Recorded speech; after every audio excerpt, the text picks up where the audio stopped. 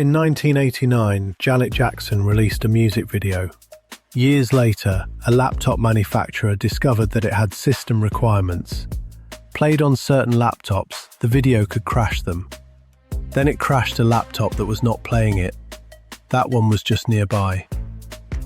Computers crash for many reasons. Corrupted files, drivers, codecs, the usual digital ecosystem of blame. None of them explain the second laptop. It was not playing the video, it was simply in the room. That is not a category of problem most engineers are trained for. The story comes from Microsoft engineer Raymond Chen, who says a former colleague connected with Windows XP support told it to him.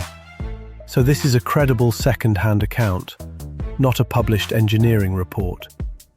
According to that account, the manufacturer reproduced the issue and eliminated the obvious suspects: the file, the player, the drivers, and malware.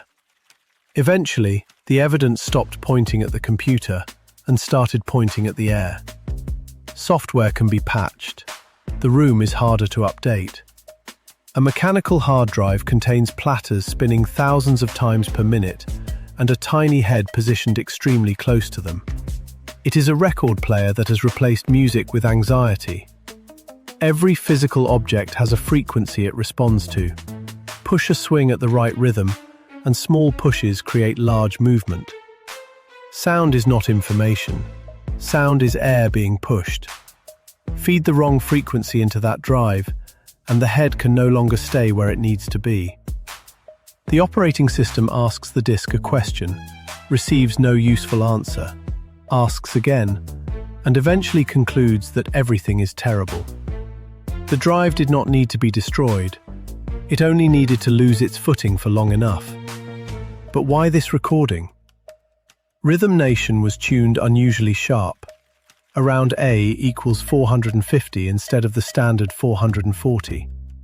Years later, musician Adam Neely proposed that a low E in that tuning falls close to documented resonance frequencies for 2.5-inch laptop drives. It is plausible. It has never been publicly confirmed by anyone who was actually there.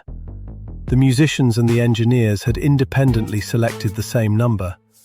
Only one group knew they were making music.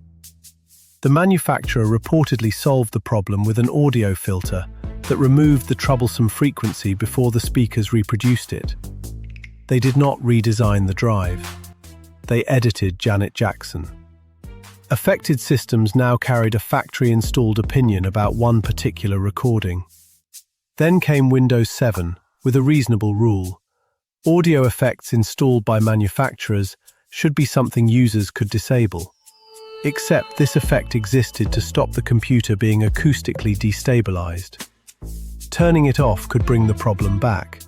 So the manufacturer requested an exception. Microsoft granted it. The acoustic problem had matured into compliance. Someone reviewed a request explaining that an audio effect could not safely be disabled because a pop song might crash the machine. Someone approved it. The physics here is interesting, but the paperwork is the story. In August 2022, Chen published the anecdote. One day later, it received a CVE, an identifier used to track security vulnerabilities. A CVE gives a problem a standard name. It does not prove that anyone performed an independent investigation.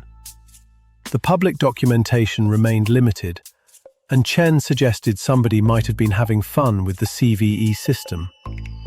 A support story had completed its transformation into security paperwork. Nothing here needed to begin defective. The speakers turned electricity into sound. The hard drive responded to vibration. The operating system depended on the drive answering on time. And the song moved the air. 4 things, each behaving exactly as designed, in a room together for the first time, working as intended. That was the problem.